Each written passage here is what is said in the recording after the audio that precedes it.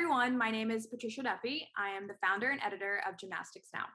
1 year ago this month, we launched Gymnastics Now. And in honor of our anniversary, we are debuting this new series today called Gymnasts on Zoom Drinking Coffee. Pretty self-explanatory title, but it's a casual conversation where we sit down with some of the sport's biggest names and discuss current events, their journey in the sport, and more. We hope you enjoy, and please note, as with any new series, you're going to have some technical difficulties. So in the future, the interviews will be side by side versus jumping back and forth. We'll have a new episode next Thursday and Thursday before Winter Cup. Thank you so much for watching and supporting Gymnastics Now. Your Tokyo shirt on, which is awesome. Yeah, you got to add a 1 now, but. When did you get that shirt? My mom got it 2019, like for Christmas, I think. I was like, don't ever get another shirt like that because I feel like just doomed it. Bad luck. Did you do that for you for like in Rio and that? No, that's one of the reasons why I was joking with her. I was like, don't. No. It always doesn't work. And it's very unlike her too. She's very like, yeah, but. Okay, cool. Well, thank you so much for joining me today. I really appreciate it. Yeah. I'm really excited to launch this new series, Gymnasts on Zoom Drinking Coffee, and just talk casually with you guys, athletes, US athletes, international athletes, and talk through different things and have some fun in a relaxed, like chill environment with some coffee. Yeah. Just conversation. Yeah, I got the coffee here. That's good. Oh, did you Cheers. this morning, or is this like your second cup? Yeah, I pushed it back a little bit today. Just to, yeah, I did a little bit of a protein shake and just a shot of espresso. Okay. So, yeah. And what Starbucks mug is that? Like, is that like a Colorado mug? Oh, this was from Vail, Colorado. Oh, that's so obviously cute. It's a big ski town here. But. Yeah, definitely. But this was actually a Starbucks mug too. I can't really I don't want to spill it on me, but this is actually, oh, nice. I got this on the way back from 2018 World Championships because I was in Doha covering it. In Doha, right on. Yeah, wow. Yeah. And on my way back, No, my bad. Wait, here we go. I'm just gonna do it this way. I'm trying to hold down the stand thing, but it'll be just easier like here. All right. It's totally fine. But yeah, so on the way back, I did a layover in London just by myself, kind of toured around. Got one of these for me first. I thought it would be really fun. Now, I don't know. Are you on your phone or your computer?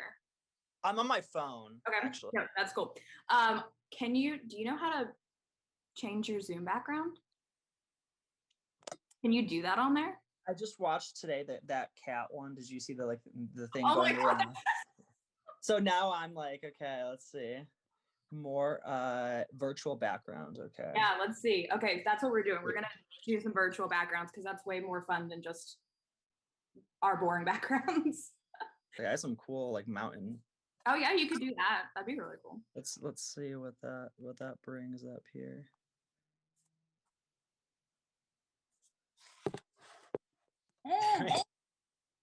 What mountain is that? This is one of the Colorado 14ers. This is Mount. Yeah, it's the one closest to Denver. The 14ers are these like 14,000 foot mountains that are really popular in Colorado. Okay. That not everyone, but a lot of Coloradans, they'll like climb them at some point. Or yeah. That's awesome. I wish I had that cool of a background, but let me see. What am I going to do? Okay, maybe you'll know this background. Do you recognize this arena? That looks like one of my first world championships in 2010. Yeah. Or is it? Okay. Yes, it is. Yeah. I was gonna say that would have been Rotterdam. Yeah. Yep, it is. It's Rotterdam. Now I'm here going with mountains and here the gymnastics angle. I've got the gymnastics angle, but that's fine. Like the mountain angle is also important because I mean you've been like climbing mountains. Climbing a mountain. Couple of mountains, a couple of mountains, metaphorical mountains, all kinds of mountains. Certainly. Before we get into like the nitty-gritty stuff, what you said you got a protein like coffee drink, like what's in that drink, like what does it consist of? So I did a core power, so I got one of these. Okay. Yeah, these core powers, and I just did a single shot of espresso. My mom got me an espresso machine for Christmas, so yeah, I've been utilizing that, but so not too much because I want to be jittery later. So yeah. So you do like some core power, some espresso, yeah, milk or anything? Yeah. Or just those two? Just those two. Normally, if I'm doing what I normally drink, I'll do a double shot of espresso, a teeny bit of milk, and a little bit of honey. Okay. All right. That's cool. Yeah. That's gotta kind of get you wired to start the day. What does your typical like weekday look like? Do you just go straight to the gym, or like what does that look like? Yeah. So, I mean, we train Monday through Saturday. Mhm. Then Monday through Wednesday, we have two practices. Mhm. One in the morning, one in the afternoon, followed by a strength and conditioning session afterwards. And then Thursday is kind of like our in the middle of the weekday, so we take it easy. It's like a light day, recovery day, and Mhm. then Friday we're back into a double practice, and then Saturday morning, and then that'll be it for the week. You've got a lot going on, and Yeah. the double shot of espresso is very much needed. Do you ever like go for a triple? Is there ever days when you're just like, I need more? Yeah. There is there sometimes maybe that's more if I'm like sipping it super slowly, kind of on the weekend. I won't really do a triple during the week because I don't want to dehydrate myself mostly before practice. Yeah. So I try to avoid too much coffee. Europe does it so well with their espresso and their milk. It's so nice. It's always so good tasting, no matter where you are, whether it's a gas station or like a 5-star hotel. It tastes incredible. So. Americans do it. Our version of coffee is crap. It's just crap. So, but It okay. certainly is quite a bit different. So, I mean, but you were born in Bulgaria, so I guess, like you said, is like kind of it's like more Europe. It's espresso all the time. They don't have regular coffee like I'm drinking. Yeah, no, yeah, not so much of an Americano kind of deal over there, but yeah, it's usually espresso and always great. The quality seems to be pretty good no matter where you're getting it from. Let's go into more. Talked about what we're drinking and Europe versus Americans, bean water. So let's talk about like here and now, current events, things coming up. We'll kind of hit like some three kind of news items that are happening right now and get your thoughts on them and like your reaction and things like that. I think you probably heard, but the All Around World Cup series was canceled or officially canceled. So they awarded those spots to the +1 spots, non-nominative. So the countries can select to the men's top 3 from qualifications in 2019 and the women's top 3 from qualifications in 2019. So the U.S. men, although obviously Sam won American Cup last year, and there was a good chance to finish the U.S. men to finish and potentially get one of those spots, it's not going to happen. So the U.S. men are going to be +5 or like not +5, have 5 men on the Olympic team max now. So what's kind of like when you heard that news, what kind of went through your head and what's kind of been the reaction? I don't know if you've talked to anybody about that or if y'all discussed that. Right. You couldn't like pick a better time in terms of like me processing it because I woke up to that news this morning and I immediately had some questions for our national team coordinator, Brett McClure, and he kind of explained it to me, and and I'm really upset about it.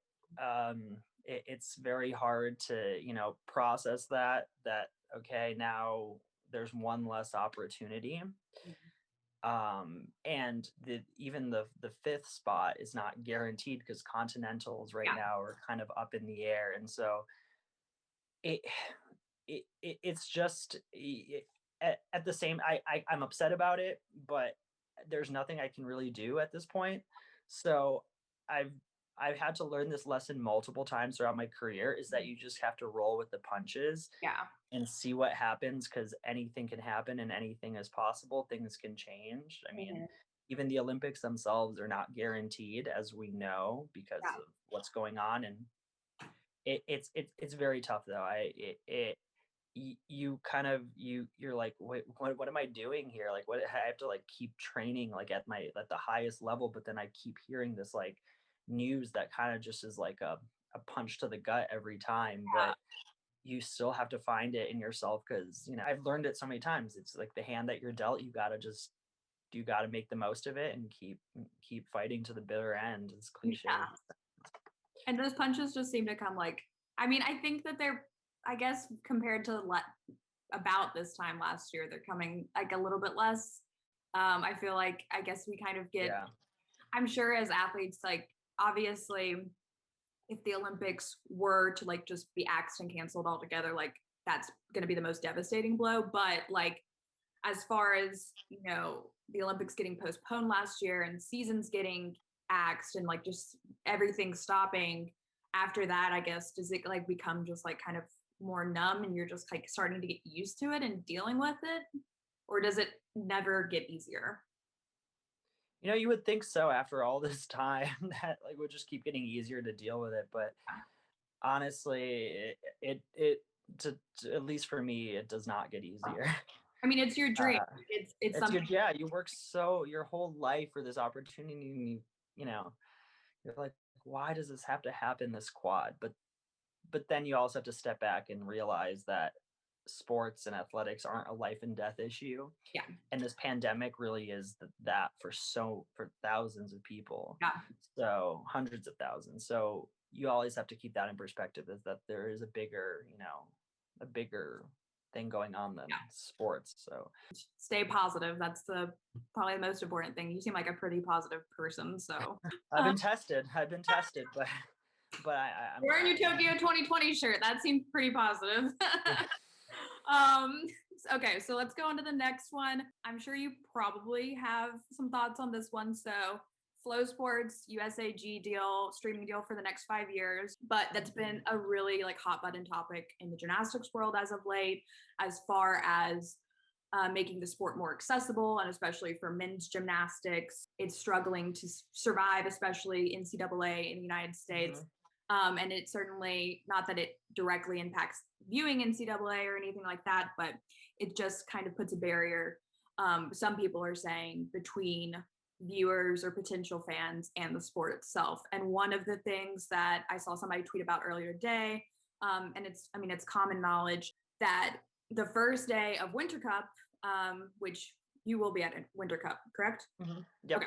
The first day of Winter Cup will be on NBC Sports Network, but then the second day of Winter Cup, the finals, will be behind that paywall on Flow Gymnastics for $30 a month, which in general is pretty expensive. And then during a pandemic when finances can be tight for a lot of people, is pretty expensive. So kind of what are your thoughts on that, and how do you think this is going to impact men's gymnastics Right. specifically moving forward?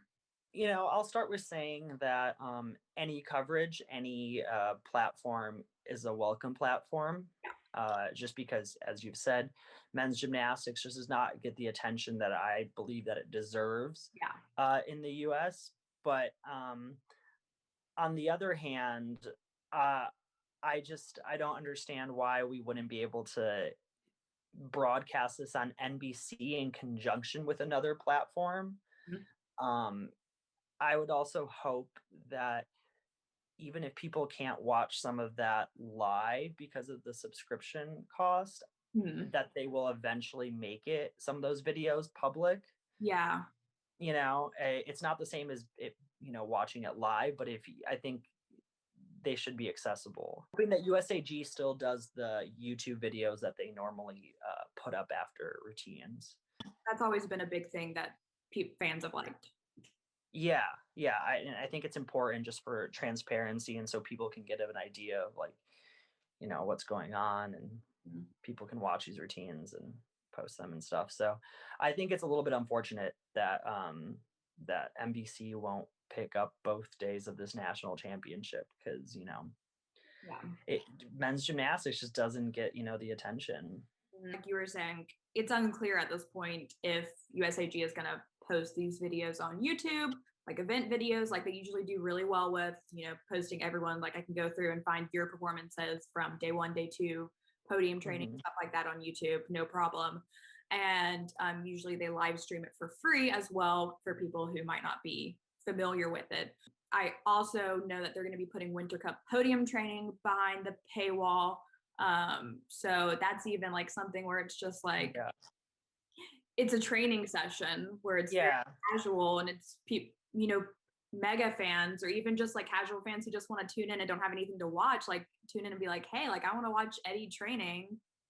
No, I actually, this is the first time hearing that Podium even is going to be Yeah. behind that. Maybe Flow Gymnastics thinks that they have a big enough base with enough interest to, but I think in terms of getting new people involved or getting more exposure, I don't see how a $30 subscription is going to incentivize people to want to follow the men's gymnastics specifically. Yeah, exactly. I mean, like the women's fans, I think there's obviously a huge fan base for women, and even like there are a lot of men's followers, but it's just it's definitely a barrier. If we have to get it as a news outlet, we're just like, okay, we got to bite the bullet and do it, and so we can be able to watch different meets, not just Winter Cup. We'll be at Winter Cup, that's not a problem, but just meets that like we aren't able to travel to or anything like that. Appreciate that. Yeah. You guys make that effort, because we the more the more people, the more platforms, the more it gets circulated, the more we appreciate that. Yeah, well, thank you. Not for like a plug or anything, but that's one of the reasons that I launched Gymnastics Now, is because I was just like, I worked previously with another big outlet in the gymnastics industry right out of college. When I came up with this idea, I was just like, I just feel like there's a lacking of like a news outlet, like a journalism news-based outlet that reports daily gymnastics news, and it's inclusive of men's and women's, like both, and then elite and NCAA and things like that. And we're like 1 year in, and we have a lot of plans and want to expand and stuff like that. But I just like there's so many outlets where it's just so heavy on the women's, and the women are great. Like they're so talented. Yeah, absolutely, and they deserve it. Yeah, but you guys are also great, and you do some crazy stuff, and people should be interested in that. And it's important to, create that area where, you can come and find the men's news as well as the women's news. So absolutely. So the next topic, you probably will like this one. This is our last like news topic before we move into more like Winter Cup and stuff, is Stanford's men's team starts their season today. Finally, because like men's has been I guess week 4 of men this week, week 6 of women's this week, and then week 5 of men, I believe. Like, what are your thoughts on Stanford's men's team this season and just NCAA in general? Obviously, it's exciting to just have a season at all, even if like a lot of teams don't have fans or like smaller fan bases in the stands. So give me your thoughts on NCAA and Stanford. I think like you just said, that I'm super happy that there's a season at all. For any team out there. Last year it was like a brutal end to the season for every team out there, and the fact that they're finding ways, whether it be virtual or socially distanced competitions, is incredible that they're making that effort to make those happen. They only get 4 years. The NCAA isn't giving back years of eligibility.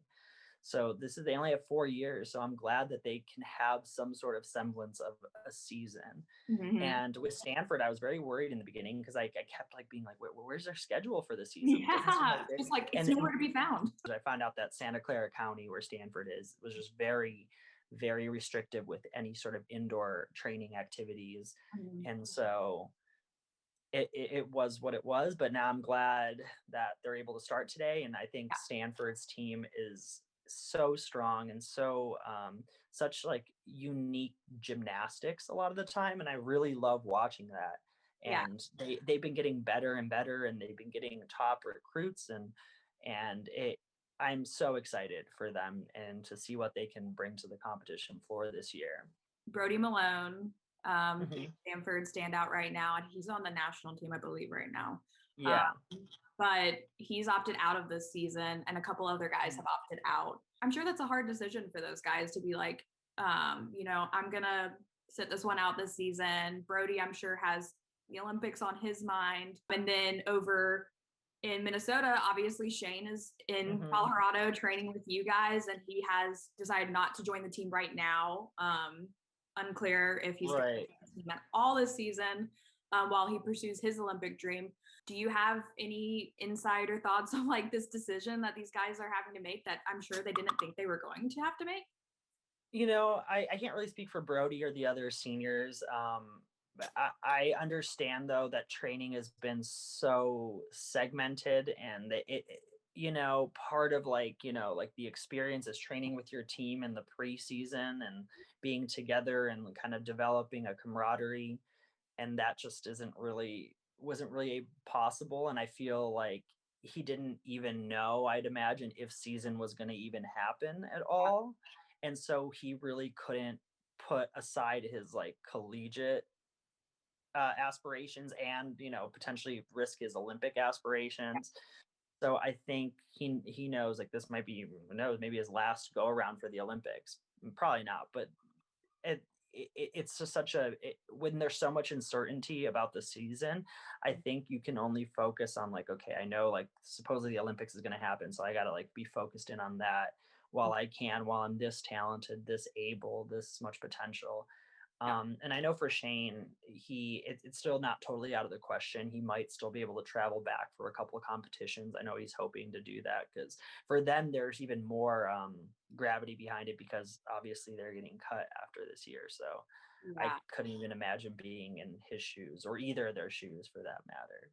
It's just such a weird thing, but I will say, I don't know if you actually have heard, but the NCAA did approve before gymnastics season even started that whether they competed or not, everyone who was on a roster this season will get an extra season of eligibility. So, oh really? Okay, that's awesome. So, I actually did not know that. I know last year they couldn't get their seasons back, which was, everyone in the gym world is like, why? Like they should get another season, but for this year, definitely whether they compete or not, because of the impacts that it's having on the season, the decisions. So like if Brody wants to come back and compete for a final season, obviously for Shane, it still doesn't solve the issue with Minnesota getting cut. But if he were to decide that he wanted to go compete with some other team for one last season, I mean, it's not out of the question. I actually did not know that, and that's something I'm just learning, but I'm super happy to hear that is the decision that they came to, and I believe that's the correct one. Yeah, definitely. It's very positive, and at least, no matter what happens this season, obviously we're moving on through. So, I don't hopefully we make it to the end of NCAA season, but if something were to happen, then at least that's already confirmed for everyone, and that's not up in the air. On to Winter Cup. So 2 weeks until Winter Cup, I believe. You'll just posted about it, so that's why that pops into my head. He said like 2 weeks, so 2 weeks. Yeah, 2 weeks. It's your first meet in how long? Like honestly, I lose track. Since last Winter Cup. Okay, so it's been a year. 1 year. And it's coming back to it. You're coming back to Winter Cup. Obviously, it's kind of different this go round. There's no American Cup this year, so the ladies will be joining all. We'll have Nastia Lucan Cup. We'll have Elite Team Cup. So it's going to be like a packed weekend, and it's not just the guys in Vegas. What are your thoughts going into this meet, and what are your plans? Like, what are you planning on doing? Are you planning to do floor vault? What's the game plan? Well, so thoughts going into the meet, I'm just excited to be back on the competition floor. Honestly, I think we train so hard, but like what we're really training for is like these competitions, these moments in time that like, we get to show everything we've like put into this. We don't, we train, we enjoy the process, but we love to like show what we're what we've been training for. So being able to compete at a competition in and of itself is like, something that I've really had to learn to not take for granted, and I'm super excited that we get to be out there and have a Winter Cup. In terms of myself, I'm right now, we've decided it's best for me just to focus on my two primary events and go into it as an individual athlete, even though now things are kind of evolving. But floor and vault is the plan for Winter Cup, and trying to do them at the highest level with the highest like quality possible. USOPTC reopened this like January, right? Yeah, January 15th. So as far as your training goes, like where were you, and then transitioning back into the gym? I know that you've been training for the most part pretty consistently despite everything, correct? Around the beginning of December, we learned that the OPTC was going to do a temporary shutdown until January 15th. So it was pretty much like middle of December to middle of January. And in that time, we were fortunate enough to secure some training times or with Air Force Academy, which is Okay. 30 minutes up the road. Yeah. And so they were super awesome about hosting us and having us, there until we were there until January 9th, Okay. because in order to get back into the Olympic Training Center to train and use the facilities, we had to undergo a 6-day quarantine where we were pretty much off for an entire week. Get back on the 15th or the 16th, Okay. but we were off for like almost a week, which, a month out from a competition, that's pretty tough. You know, But it for is me, I was able to try to deal with it because I've had to take time off before for injuries and yeah. stuff. So we did what we could to stay in shape, but it was definitely a challenge in terms of keeping the flow of the training cycles. So who was your carpool group? Sometimes I drove myself, depending, because sometimes I would because I'm doing less events right now. Sometimes I finish practice a little bit early or something. But usually we would carpool with like our roommates at the training center, Okay. the people we train with. So Robert Neff and Kanji Oyama and Adrian De Los Angeles and I would usually carpool. But okay, it's been mixed up a lot too. So yeah. What are your goals? Like, obviously we've talked about you're going to focus on those 2 events, and obviously that's kind of, I guess, changing.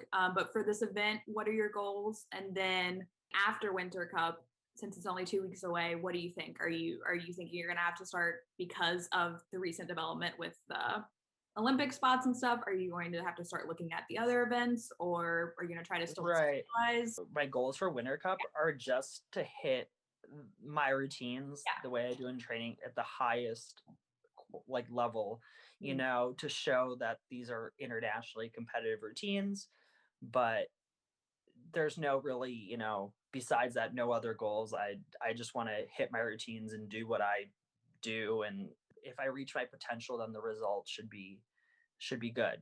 In terms of after Winter Cup, now I'm starting to think about this again. I really don't have a clear answer for you right now, because I was, one of the reasons why I stopped was because I was having a couple little shoulder issues, little things, nothing super serious, but we didn't want to affect my primary events. We'll have to see, because I was training, even all 6 events at one point up until December.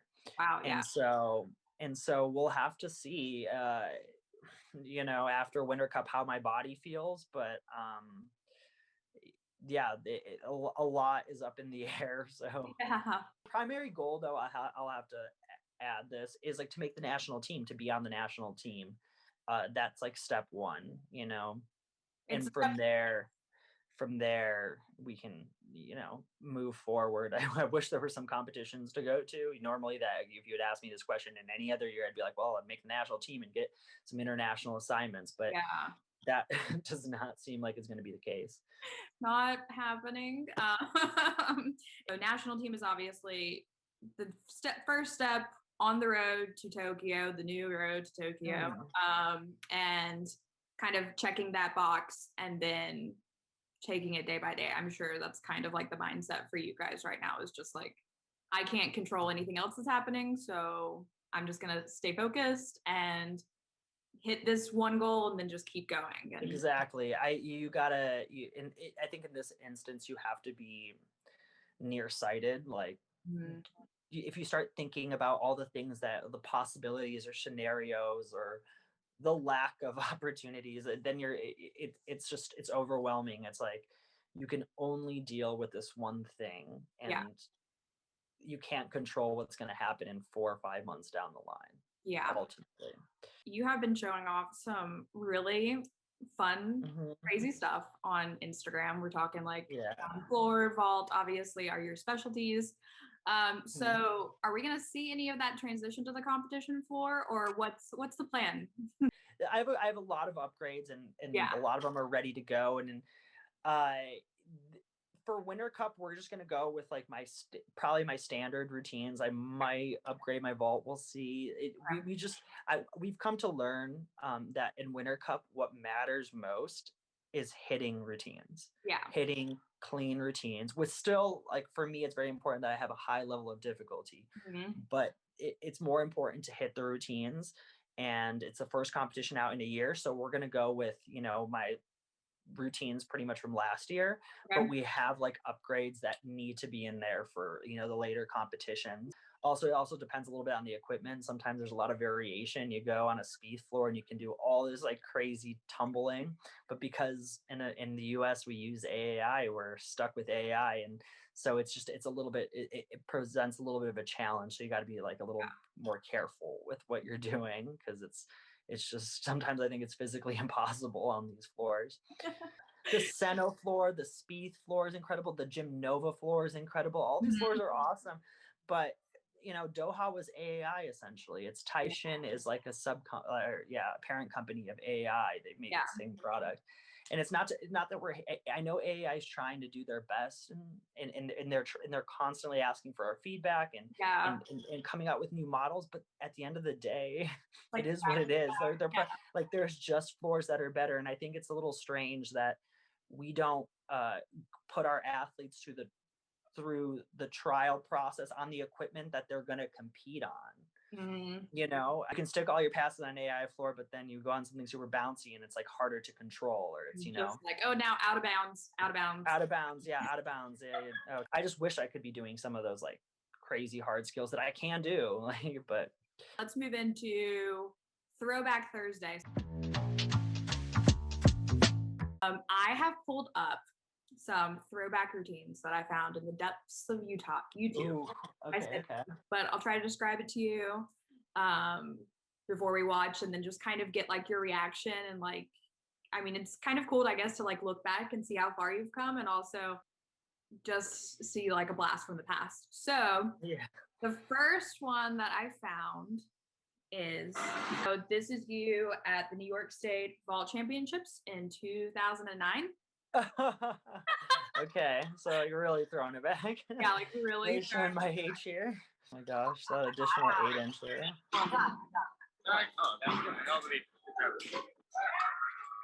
All right. Oh gosh. Apart from the awkward salute, it wasn't a terrible ball. Yeah, no, it was pretty good. I feel like you've like upgraded your arenas since then, because it's like very dark and dingy. Yeah. I mean, it's pretty wild to think about some of the JO competitions that we did in like under like the circumstances and like the equipment and just like the warming up and the just inconsistencies of it. But yeah, that was my senior year. That was one of the last JO meets I would end up doing. I didn't end up going to nationals that year, and it was my senior year because I ended up not being able to go to the regional championship because I was at Europeans that year. Okay. Yeah, because this was when you were still competing for Bulgaria. For Bulgaria, yeah. It was a throwback, and it was really cool because we ended up that was the first time my team we won the level 10 state championship for New York, and that was kind of the vault that solidified that. So that's awesome. That was a really cool moment for the team, and I one of my last JO meets unknowingly. Actually, it would have been the last one. That was the last one. Yeah, because it was state. So 2009 state. You're like, that was my last JO meet. So that was the last event too. So let's like fast forward a little bit. So we'll do first place floor. Okay, let's see. I think we did lay double first pass here. Yep. Yeah. All right. Oh my gosh, the short shorts. What was I thinking?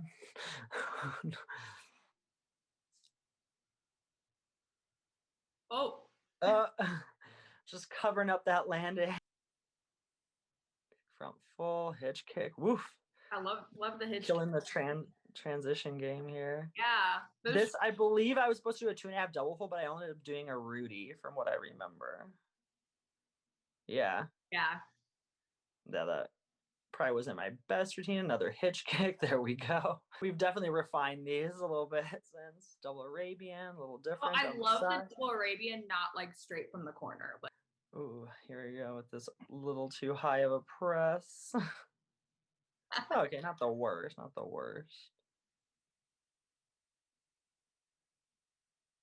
Yeah. Okay, whoop. And yep. You stepped out of bounds on the car. That would have been almost. Everyone loved this dismount. It was a little different.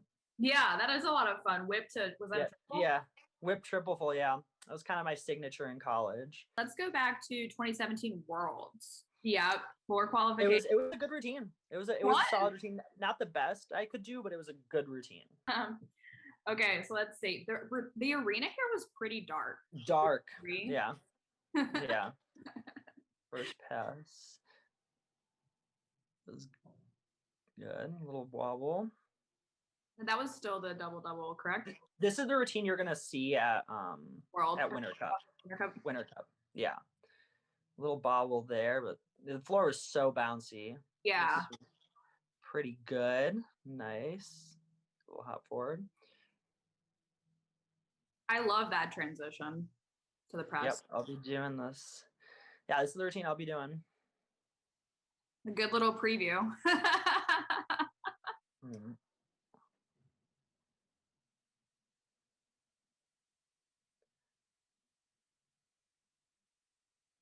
That was pretty solid. Yeah. This corner over here was very like at one point they even had a couple people redo their routines because the floorboards there were a little like off. funky. It looked like you were like sinking into the floor. Yeah. Yeah, it was a good routine, like a decent routine, just a little few too many hops, but they scored me actually really well with this routine. So I'm hoping that we can, I can do this probably 5, 6, 7 tenths higher, but 5th after qualifications, but because it's 2 per country, Donnell and Ewell killed their routines, and they deservingly got better scores. Like I 100% agree. And so it was really unfortunate for me. But yeah, it was a good experience nonetheless. And yeah. Was that your first Worlds for US? First one for the US, yes. Okay, yeah. I was the alternate in 2013. Yeah. So that was your first Worlds for the US, and then that was an individual Worlds. Yeah. And that was like the big motivation for sticking around, right? Was like, I had these opportunities to qualify to the Olympics as an individual, kind of along the same format that this World Championships would have been, where, it was 6 guys potentially. And yeah, can you imagine? And like, if you had told me in 2017 what would happen in the unfold over the next 3 years, I don't know if I would have continued. I use the saying like everything happens for a reason, but like God, if you like could look back and just be like, oh my God, I probably would. I mean, for me personally, I probably would have just been like, okay, I'm gonna crawl under a rock. Let me know when it's all over. Exactly. Yeah, I mean, but at the end of the day, I always have to tell myself and remind myself that I really do love gymnastics. I absolutely love this sport, and just being able to do the kinds of things that I am able to do is so much gratification, and it brings me a lot of joy. I just need to remind myself that on days where like I get news like what I did today, and that there's a fundamental reason that we do this, and it comes from like our passion and our love for what we do, and that has to count, and it should always be at the forefront, I think, of your mind, even if it's sometimes hard to see.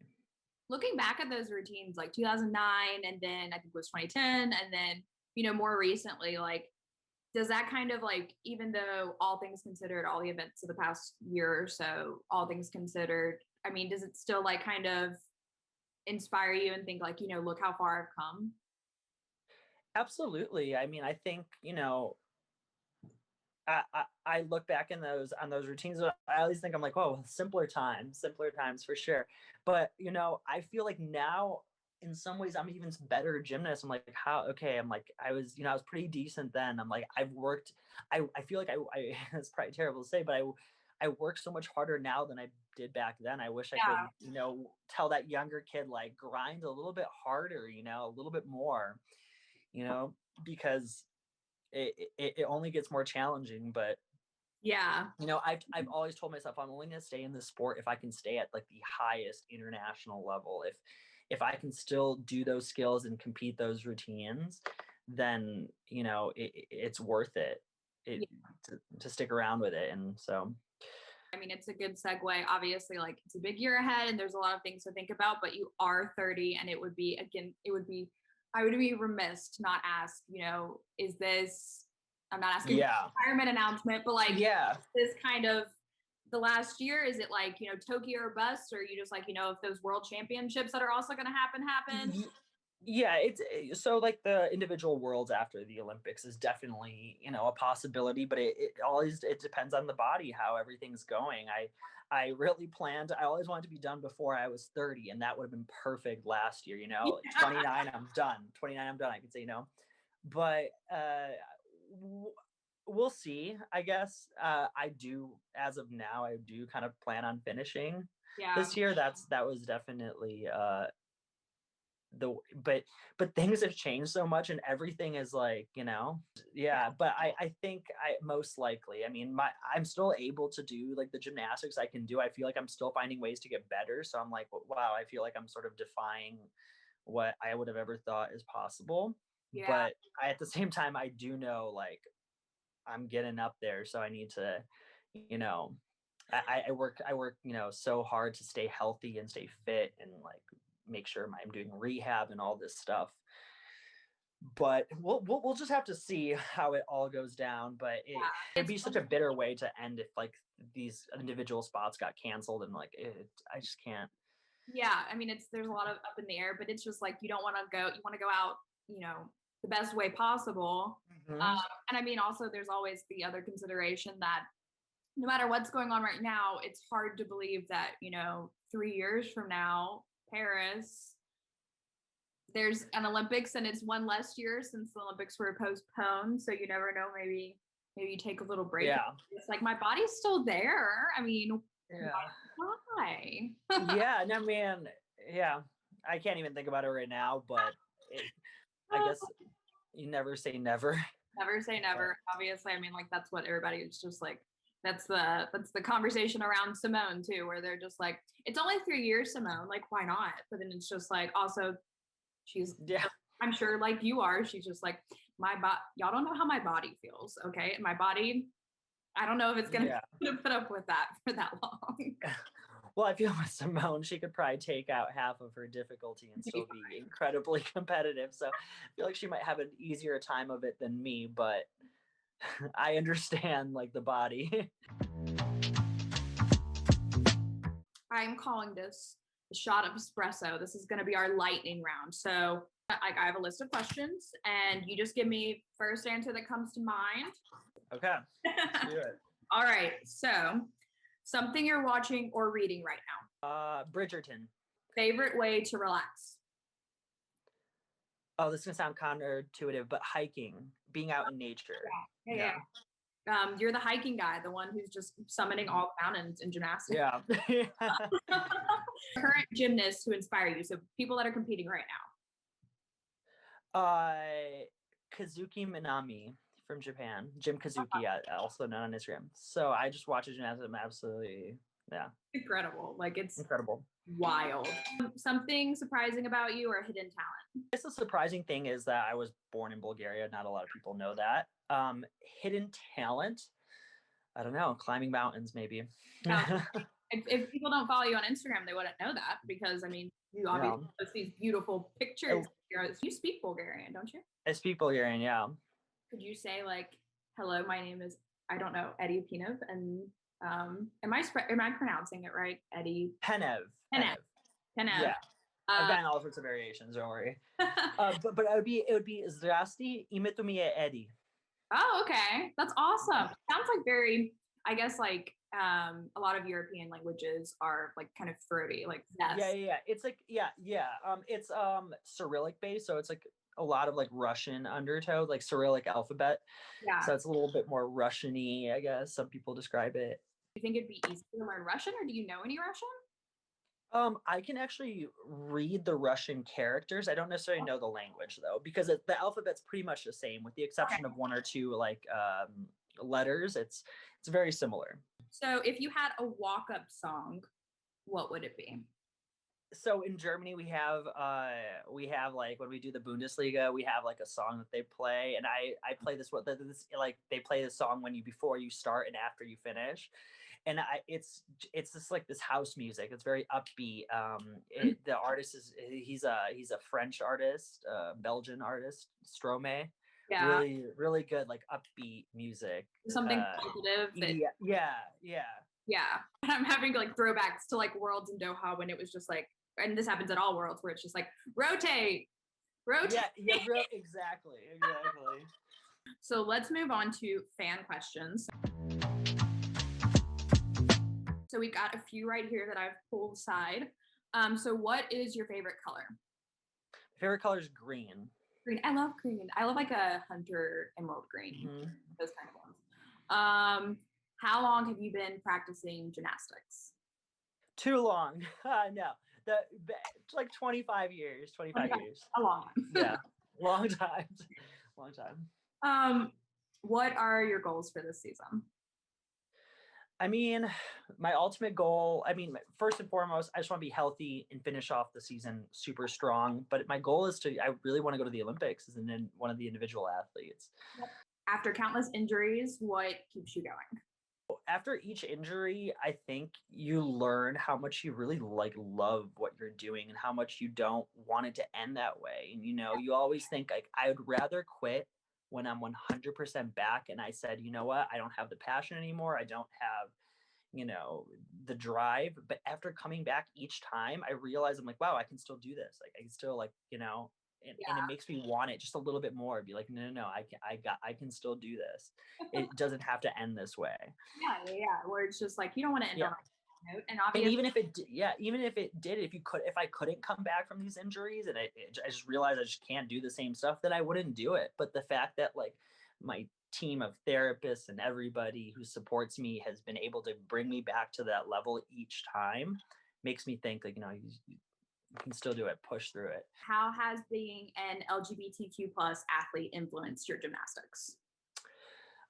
Good question. I don't know if it's really necessarily influenced my gymnastics per se, but I think it's given me, I know how to handle adversity and how to be confident in myself, and it's kind of translated into like sports, and everyone's been very accepting, and it gives me, I want to make be an example for younger kids who might be struggling with that, and just to see that you can still be successful, you can still you can do it. Make a difference as far as your it doesn't matter. And maybe it did like 10-15 years ago. It was even harder, and it gets easier, I think, in each year as society kind of progresses and things become more woke, you could say. Yeah, more woke. I like it. I like that. And then this one isn't a question, but I thought it was really sweet. Somebody said, "Can I be as good as you one day?" And I'm your biggest fan. Oh, absolutely. You can be better than me. Oh, that's definitely inspiring because you're amazing. So that's something to strive for. I wanted to do a little social media minute because you post so many amazing things on social, including your wild skills, and then obviously mountain climbing. That's kind of like the gist. It's mountain climbing. Yeah. Well, because quarantine, I haven't been able to interact with friends and travel as much as I would like and normally would do in a year. So the mountains have been kind of something that, is like a safe activity. Okay. Oh yeah. There we go. Okay. Yeah. So this is one of your upgrades you're training. Yeah, this is just, I would even say it's something. So for these videos, again, you're right. You hit it right on. I think I even mentioned in the caption, but I saw Kazuki doing some of this, and I was like, what? I think I could do some of these skills. So, just to try to do it just for fun. Obviously, I'm training to compete the Zapata, which I can do on like the speed floor, no problem.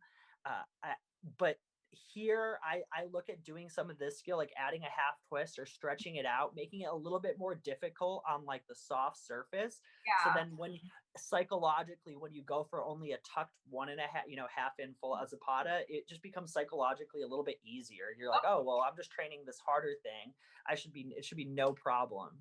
And part of the reason is just for fun, just to push the limits. You're like, wow, I have this, like talent, like how far, like, can I try this crazy skill that you get so much gratification and from, from putting it to your feet once or twice, and it's great because I feel like it kind of bleeds over to the US men, and y'all are all just like, let's make this team better. Exactly. Yeah. What yeah, give me your thoughts. Oh, so yeah, sorry. Yeah. So this was I think I'm planning, so like the 14,000 foot mountains, there's 58 of them in Colorado. There's only like 72 in the whole country, and 58 of them are like in Colorado.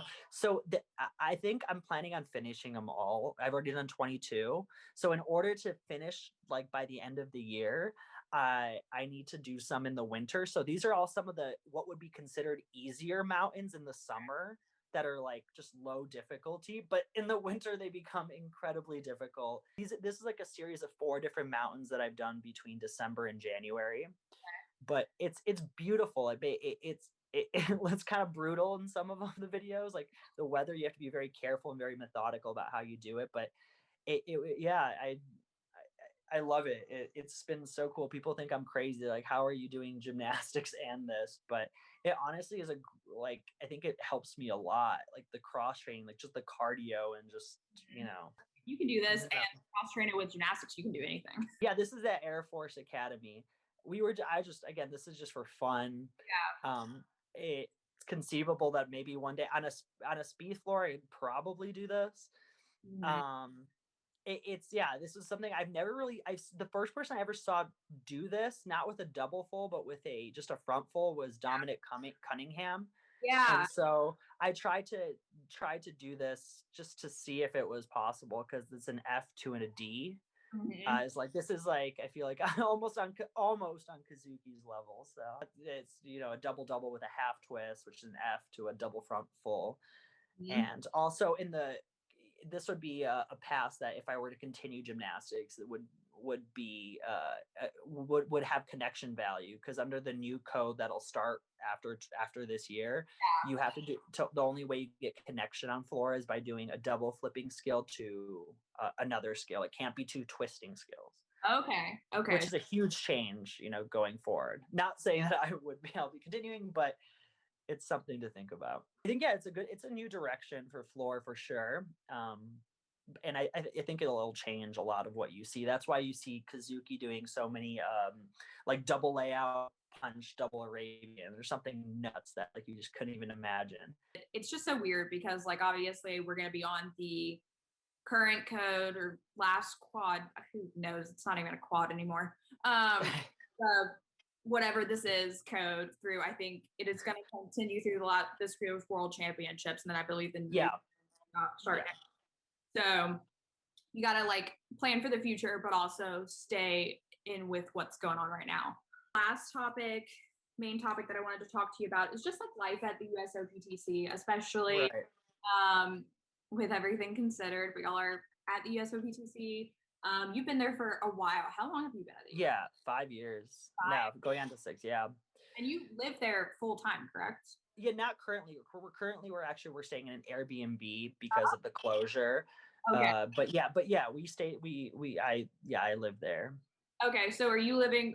Are you and your roommates, like you mentioned, Robert and all of them are all staying at the Airbnb together? Or Yep. We're all staying in an Airbnb. It's like 5 minutes from campus. It's very, very convenient, and we're very lucky to have this, like the way it's set up here. And originally we didn't know how long we would be staying here. It was only for the duration of the temporary closure from middle of December to January. But then we decided, because we didn't know how things were going to play out, and because of the COVID numbers in our county, we would have to split into 2. If there was a group that was living on site and there was a few people living off site, we would have to separate them because of the numbers. But if we all agreed to stay off site until Winter Cup, then we could all train together without having to separate us into 2 groups. It gives us more training time, because normally we do 2 practices a day, but if our groups are separated, we can't do 4 practices in one day. There's just not enough time, and with cleaning protocols, etc. Yeah, it's definitely, it's a little bit more of a challenge with some things, but it's not the worst at all. And we're really grateful to have this. And yeah, we'll be back there, back at the training center. We'll all be back March 1st after we get back from Winter Cup. But we have to go back through the quarantine process and all that. So the last couple of things I want to talk about is one, just like a piece of advice for people watching.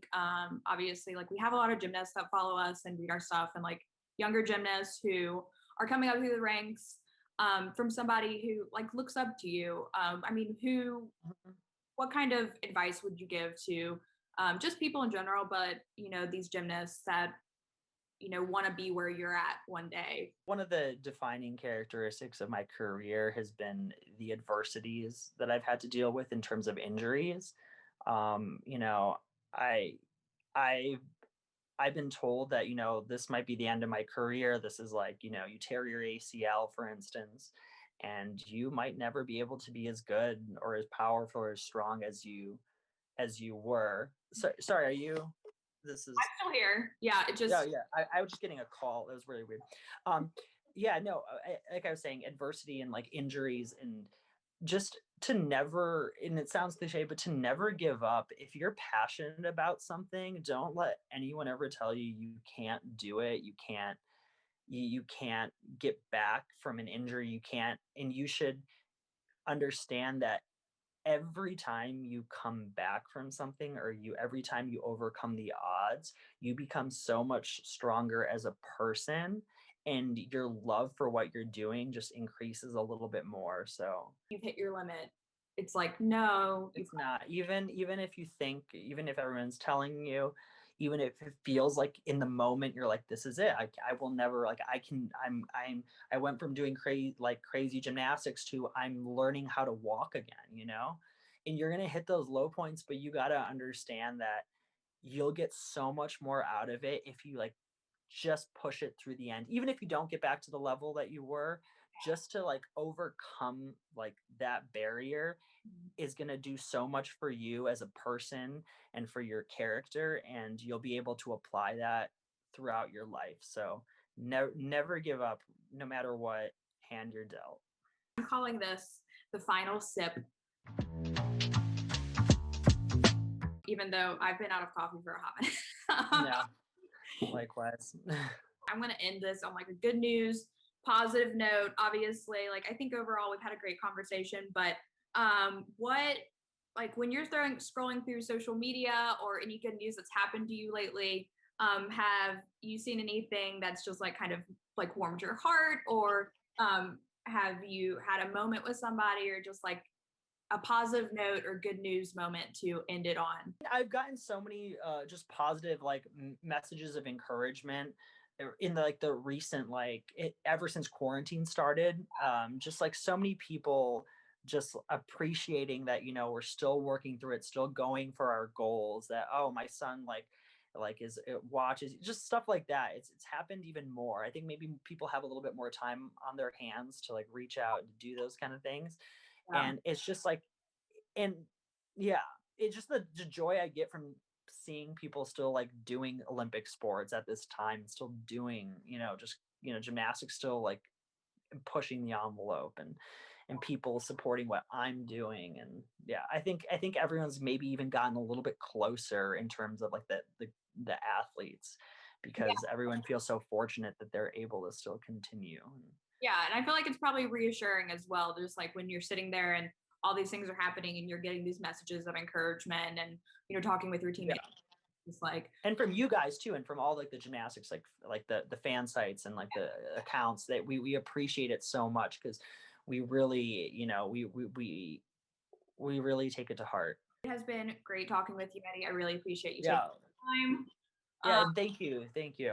We're excited to see you at Winter Cup in 2 weeks, and throughout the rest of the season, and hopefully just things keep going and we're looking forward to this season. Hopefully your shirt. Yes.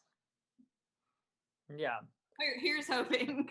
And for just general improvement on the pandemic for everybody out there. Hopefully country gets vaccinated, everything's happening, positive. Yes. When we get news like today, it's going to be okay. Yeah. And life is more than just gymnastics, Yeah. life is more than just gymnastics. I like that. It's a good way to end it. Good luck with training. And Thank you. Yeah, and we'll talk soon. Yeah, thank you so much, guys. Yeah, and I appreciate it. All right. Bye, Eddie. All right. Bye-bye.